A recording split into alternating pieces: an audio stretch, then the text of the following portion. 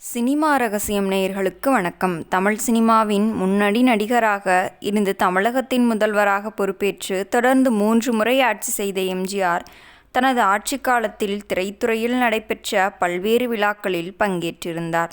அதேபோல் முதல்வராக இருந்தபோது திரைத்துறை பிரபலங்களுடன் பயணித்துள்ளார். அப்போது கங்கை அமரன் கேப்டன் படத்திற்காக எழுதிய ஒரு பாடலை எம்ஜிஆரிடம் பாடி காட்டியுள்ளார். தமிழ் சினிமாவில் பல வெற்றி படங்களை கொடுத்த கேப்டன் விஜயகாந்த் அரசியலிலும் குறுகிய காலத்தில் எதிர்க்கட்சி தலைவராக உயர்ந்து அசத்தியவர். பல முன்னணி இயக்குநர்களுடன் இணைந்து வெற்றி படங்களை கொடுத்த இவர் 1987ஆம் ஆண்டு அம்மன் கோயில் கிழக்காலே என்ற வெற்றி படத்தை கொடுத்தார். இந்த படம் மட்டுமில்லாமல் படத்தின் பாடல்களும் ரசிகர்கள் மத்தியில் நல்ல வரவேற்பை பெற்றிருந்தது. சுந்தர்ராஜன் இயக்கிய இந்த படத்தில் ராதா நாயகியாக நடித்திருந்தார். இளையராஜா இசையமைத்த இந்த படத்திற்கு கங்கை அமரன் பாடல்களை எழுதியிருந்தார். இசைக்கும் காதலுக்கும் முக்கியத்துவம் அளித்து திரைக்கதை அமைக்கப்பட்டிருந்த இந்த படத்தில் அனைத்து பாடல்களும் நல்ல வரவேற்பை பெற்றிருந்தது.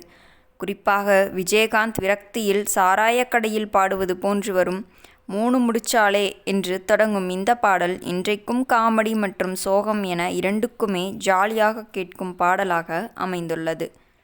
இந்த படத்தின் பாடல் கம்போசிங்கின் நடந்தபோது ஒரு முறை கங்கை அமரன் எம்ஜிஆரை சந்தித்துள்ளார். வழக்கமாக எம்ஜிஆரை சந்திக்கும் போது அவருடன் கார் பயணத்தின் போது கங்கை அமரன் பாடல் பாடிக்கொண்டே வருவது வழக்கம். அந்த வகையில் இந்த சந்திப்பின் போது கங்கை அமரன் 3 முடிச்சால முட்டாள ஆனே என்ற பாடலை பாடி காட்டியுள்ளார். பாடலை கேட்ட எம்ஜிஆர் சூப்பராக இருக்கிறது என்று பாராட்டியதாக கங்கை அமரன் ஒரு பேட்டியில் கூறியுள்ளார். அதேபோல் இந்த பாடலில் முதலில் எங்க அண்ணாச்சி உனக்கு என்னாச்சு எதுக்கு வருத்தப்பட்ட என்று கோரஸ் பாடுவது போல் எழுதியிருந்தேன். அதன் பிறகுதான் 3 முடிச்சாலே முட்டாள ஆனே என்ற பாடல் தொடங்கும். அதன் பிறகு இது வேண்டாம் என்றுதான் இந்திரன் கெட்டது பெண்ணாலே என்று எழுதினேன். இதைத்தான் எம்ஜிஆர் நன்றாக இருக்கிறது என்று சொன்னார் என்று கங்கை அமரன் கூறியுள்ளார்.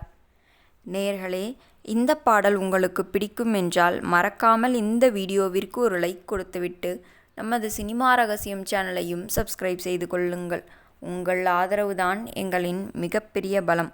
மேலும் விஜயகாந்த் நடித்த படங்களில் உங்களுக்கு பிடித்தமான படம் எது என்பதை மறக்காமல் கமெண்டில் கமெண்ட் செய்யுங்கள்.